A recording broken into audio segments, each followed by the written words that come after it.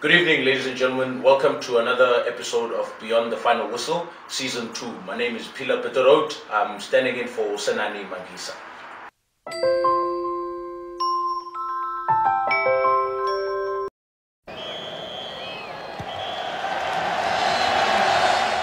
Last time here on the show, Uduma told us that LeBron James will never make a conference final. What do you have to say about such a prediction where now LeBron James finds himself playing against the Boston Celtics? Humble pie, definitely. I'm eating humble pie, Peter. LeBron has been in the league for 14 seasons. This season, he played 82 games. He never took a break like he does every season. He takes 10 days off, he goes to Miami. This season, because of the miles on the clock and the team that he has, defensively they've been inefficient the whole season. I mean, they rank 29th in defense in the entire NBA. I didn't think the team he had, they made trades in January to get Rodney Hood and the guys from the Lakers, Nance Jr. And a couple of guys from the Lakers and George Hill. They barely got out of the first round against the Pacers. I thought because the Raptors had the best record in the East, we're going to give them a run. And the Raptors stunk it up. They didn't show up. The first game went to overtime. The Raptors should have won. And I didn't think LeBron had it in him to go to the conference finals. And he took attention away from the team and he carried the Cavaliers. Fair. And he's going to carry them to the finals. It's the Celtics without Kyrie and Hayward are not going to beat LeBron. But aren't the Cavs also missing Kyrie? But in terms of, they had him last season, but now since he's been away, they kind of struggle, but they still make it through though. That's the thing. Well, my take is that it's testament to LeBron's talent and the level of greatness that LeBron is. You say that they barely scraped through the first game against the Raptors. But who won the game for them? LeBron. Exactly. So LeBron. I think it's testament. You can speak of Kyrie, you can speak of Dwayne Wade leaving, but there's only one constant in both Miami when he was still at Miami and at the Cavaliers. So one figure still sticks out. Of course. LeBron is a bona fide superstar. We live in his world. What happened, if you looked at before this playoffs, he was down the first game against the Pacers, and he said, look, it's all on me. I've been down before and I've won. So look, as a star, you want to take responsibility of everything that happens, win or lose. And he's coaching the team. Ty Lue is a coach on paper, but if you look at the timeouts, LeBron is running the show. Yeah. It's not even LeBron is a star, guys. I've player hated LeBron for a long time, but he's always proved me wrong. A couple of buzzer beaters there. He clutch. People said he was not clutch. Okay. I see. Yes, of course, LeBron is a star, but nobody ever talks about love in the Cavaliers setup. K-Love is very important in the sense that he's also very experienced now, and he lends that experience to guys like LeBron to sort of hang on to as well. It's all LeBron shows, the LeBron show, but if you really look at it, one of the spines of that team is Kevin Love, and I think from that point of view, he sort of guides the youngsters around the team and sort of ushers them to a level where they need to be, to a K-Love level, to a LeBron level. But then LeBron has to be the one that, and another star quality. To add on what you're saying, Kevin Love has been out for most of the season. He's had injuries, he had a broken hand, and he came back and he told people that he had depression. Yeah. And he came out and he said he's struggling with depression, and he thanked everybody in the organization for helping him cope. And now what has happened is he's rested into these playoffs. Because the times that the Cavs lost in the playoffs, he's been injured. Yeah. So now he's that post player there, and he takes threes in key times during the game. If you look at the closing game against the Pacers, he closed the game. LeBron played. He had a leg problem. Yeah. LeBron has been gassed this whole playoffs. He's playing full minutes. Yeah. He's not resting.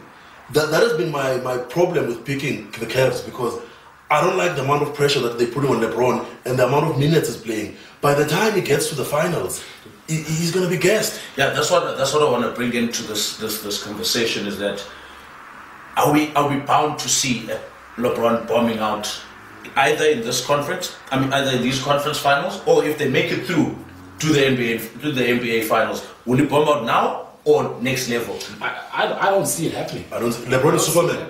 LeBron looks after his body.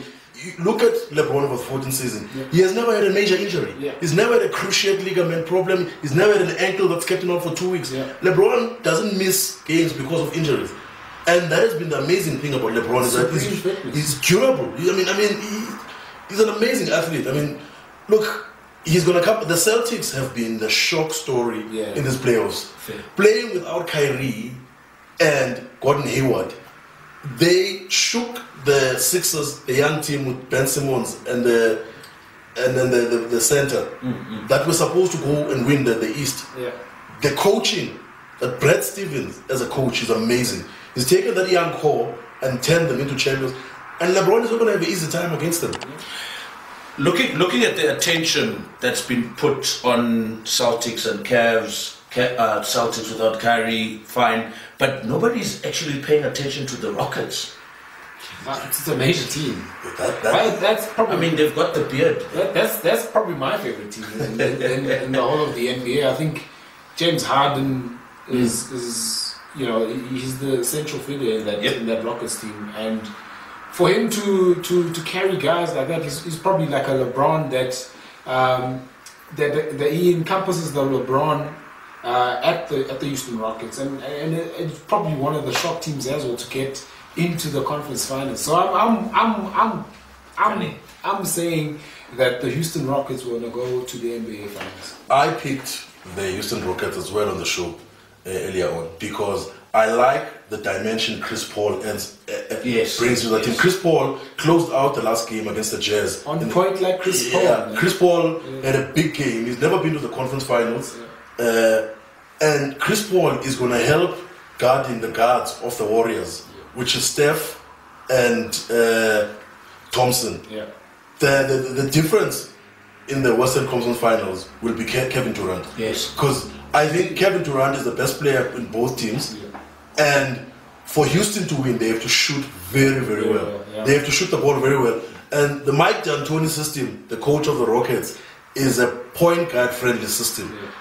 If you look at his coaching from when he was at the Suns, they had Steve Nash there. Yeah. And when he was coaching the Knicks, if you've got a guard in the Mike D'Antoni system, that's why the Beard is the MVP. Yeah. The Beard is the MVP of the season. It's a lock. Okay, now your predictions for these conference finals. Celtics versus Cavs?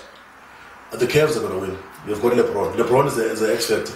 Is it an outright win or are we going to Game 7? It's going to go to Game 7. Celtics are very good at home and LeBron has to play very well at home in Cleveland for it to go to Game 7. Same. I think LeBron has that star quality to win the conference itself.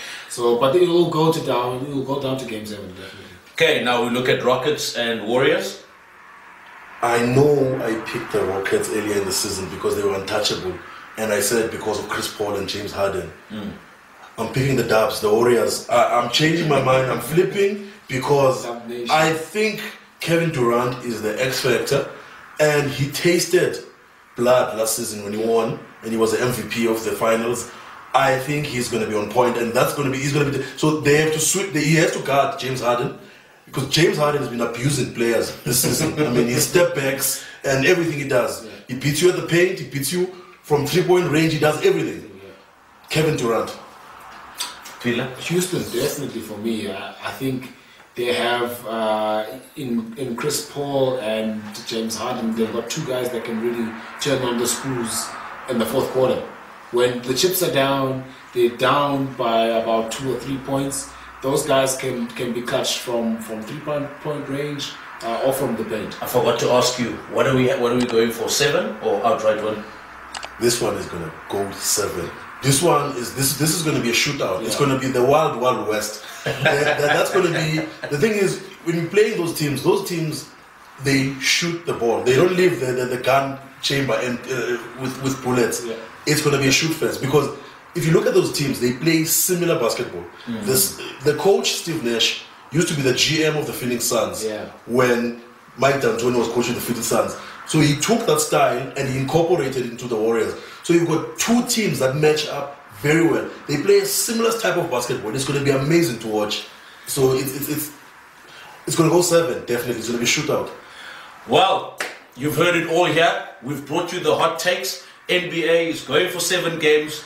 P-Love says is also going for 7 games. Thank you for joining us. Don't forget to join the conversation on Twitter, on our Facebook page, and on Instagram. #BeyondTheFinalWhistle.